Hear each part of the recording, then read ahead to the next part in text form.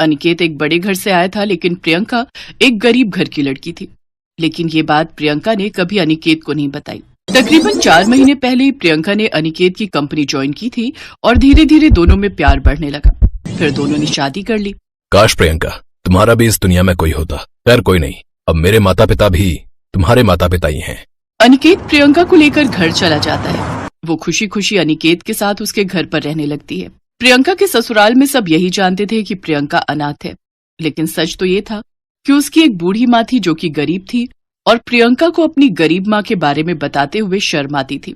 कुछ दिन पहले, मुझे तेरी इस तरह शादी करने से कोई आपत्ति नहीं है बेटी, लेकिन ये क्या बात हुई कि तुम अमीर लड़के से शादी करोगी तो उसे मुझसे नहीं मिलवाएगी। ओफो माँ, क्या फर्क पड़ता है कि तुम उससे मिलो या ना मिलो। तुम तो बस ये सोचकर खुश रहो कि तुम्हारी बेटी इस झोपड़पट्टी, इस गर्मी से निकलकर इतने बड़े घर में जा रही है जहाँ वो आराम से ठंडे ठंडे एसी में बैठी रहेगी। इसलिए प्रियंका ने अपनी माँ को किसी से भी नहीं मिलवाया और वो अपने अमीर ससुराल में एसी की हवा में आराम से रहने लगी। कल मैंने तुम्हें बाजार में एक बूढ़ी औरत के साथ देखा था। ऐसा लग रहा था जैसे वो तुम्हारे सामने गिड़गिड़ा रही हो। कौन थी वो बूढ़ी औरत? अब कौन औरत? अच्छा वो तो मांगने वाली थी जो मुझसे पैसे मांग रही थी। अब तो तुम जानते हो ये भिखारी किस तरह पीछे पड़ जाते हैं।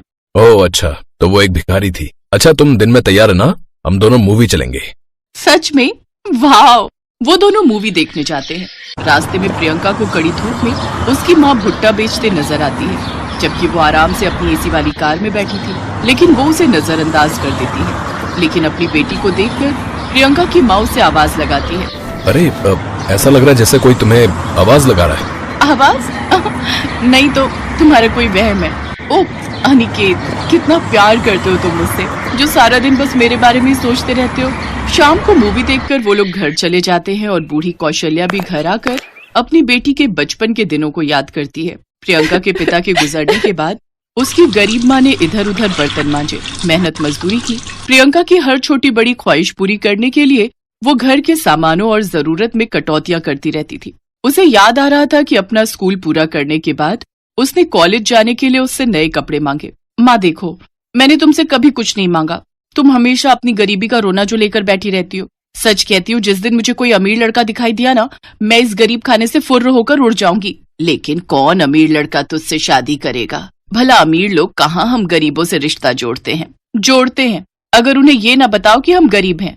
क्या मतलब? मतलब ये कि मैं उसे कभी बताऊंगी ही नहीं कि मैं गरीब हूँ और इस गरीब बस्ती में रहती हूँ, और ना ही तुम्हारे बारे में कभी बताऊंगी। नहीं तो मुझे हमेशा ससुराल में सिर झुकाकर ही रहना पड़ेगा कि मैं एक गरीब माँ की बेटी हूँ और एक गरीब बस्ती से आई हूँ। अपनी इकलौती बेटी की बातों को याद करते हुए बूढ़ी कौशल्या की आंखों में आंसू आ जाते हैं। मेरी बेटी, अमीर बनते ही उसने मुझे अपनी माँ मानने से भी इनकार कर दिया। अगर उसने मुझे अपनी माँ मानने से इनकार कर दिया है तो ठीक है, फिर मैं भी अपने दिल पर पत्थर रखकर उसे अपनी बेटी नहीं मानूंगी। कौशल्या एक टूटी फूटी झोपड़ी में रहती थी और उसके घर में एक पंखा तक भी नहीं था। बेचारी पूरा दिन बस गर्मी में ही रहती, तो वहीं दूसरी तरफ एसी में सो रही प्रियंका अंदर ही अंदर बहुत खुश थी। वाह वाह वाह, क्या मजा आ रहा है इस एसी में सोने का। एक मेरी वो गरीब माँ का घर था जहाँ एक पंखा तक नसीब नहीं था। सारा दिन बस गर्मी में रहकर हाथ पंखा से ही काम चलाना पड़ता था। ऐसे ही प्रियंका की शादी को 6 महीने बीत जाते हैं। एक रोज प्रियंका अनिकेत के साथ बाजार गई होती है। प्रियंका एक पेड़ के नीचे खड़ी थी और अनिकेत उसके लिए आइसक्रीम लेने गया हुआ था। तभी प्रियंका के मोहल्ले की एक औरत उसके पास आती है। अरे कैसी है प्रियंका बेटी, तू अपनी बूढ़ी माँ को छोड़ खुद अमीर घर में रह रही है। तुझे पता भी है तेरी माँ किस हालत में है। जैसे तैसे बस्ती वाले उसकी देखभाल करते थे, लेकिन कल रात इतनी गर्मी में भुट्टे बेचने और उस झोपड़ी में रहने के कारण उसे लू लग गई और उसकी तबीयत खराब हो गई। जैसे तैसे बस्ती वालों ने उसे सरकारी अस्पताल में भर्ती करवा दिया। हो सके तो एक बार उससे मिलना, क्या पता फिर कभी तो उससे मिल ना पाए। तभी सामने से अनिकेत को आता देख प्रियंका गुस्से में उस औरत से बोली, तुम अपने काम से काम क्यों नहीं रखती? मेरी माँ है वो, घर में रहे या हॉस्पिटल में, तुम्हें क्यों इतनी चिंता हो रही है? अब जाओ यहाँ से। वो औरत वहाँ से चली जाती है। वही मांगने वाली और कौन। लेकिन इस बार उसकी बातों पर अनिकेत को बिल्कुल यकीन नहीं होता। फिर वो बहाना बनाते हुए प्रियंका से कहता है, प्रियंका डार्लिंग, वो मुझे एक अर्जेंट काम याद आ गया है। तुम ऐसा करो, टैक्सी लेकर घर चली जाओ। मैं अपना काम निपटा कर आता हूँ।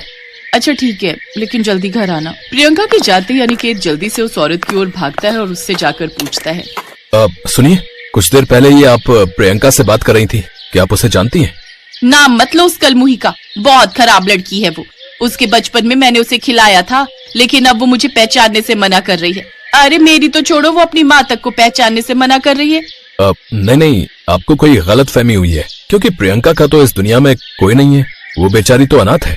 तुम्हारी बातों से लग रहा है तुम उसके पति हो। अरे बड़ी झूठी लड़की है वो। उसकी बूढ़ी माँ कब से अस्पताल में पड़ी है, लेकिन मजाल है वो अपनी माँ को देखने अस्पताल चली जाए। ये सुनकर अनिकेत के पैरों तले जमीन खिसक जाती है।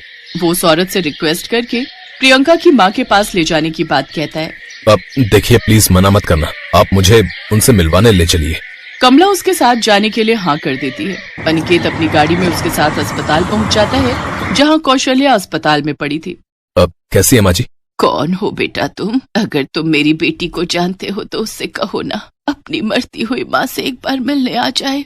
आप ऐसी बातें मत करिए माँ जी, आपको कुछ नहीं होगा। मैं अभी आपको बड़े प्राइवेट अस्पताल में लेकर जाता हूँ। लेकिन तुम हो कौन बेटा? अनिकेत कौशल्या को एक बड़े अस्पताल में ले जाता है, जहाँ उनका खूब ख्याल रखा जाता है और उनका इलाज होता है। धीरे धीरे वो पूरी तरह स्वस्थ हो जाती हैं। और इधर अनिकेत अब प्रियंका से कटा कटा सा रहने लगा। वो उससे ठीक से बात तक नहीं करता। अपने पति का ऐसा रवैया देख प्रियंका ने उससे कहा, क्या बात है अनिकेत, आजकल तुम मुझसे इतना दूर दूर क्यों रहते हो? तुम्हें कहीं कोई और तो पसंद नहीं आ गई? सच कहूँ तो मेरा अब तुमसे बात करने का मन नहीं करता। लेकिन क्यों? क्योंकि ऐसी बहुत सी बातें हैं जो तुमने मुझसे छुपाई हैं। कौन सी बातें?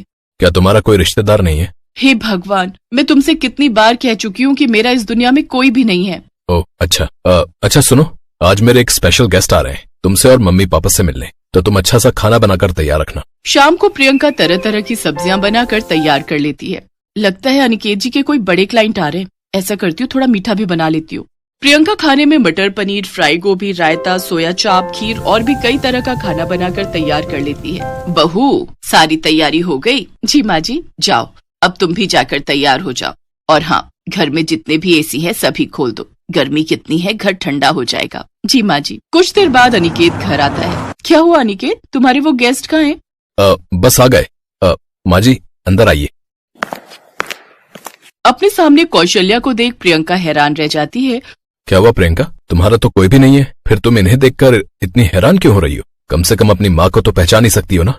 तुम हमारी सेवा इसलिए करती रही क्योंकि हमारे पास पैसा है, लेकिन जिसने तुम्हें जन्म दिया उसी को तुमने इस दुनिया में अकेले मरने के लिए छोड़ दिया। तुमने हम सबसे उनका सच छुपाया।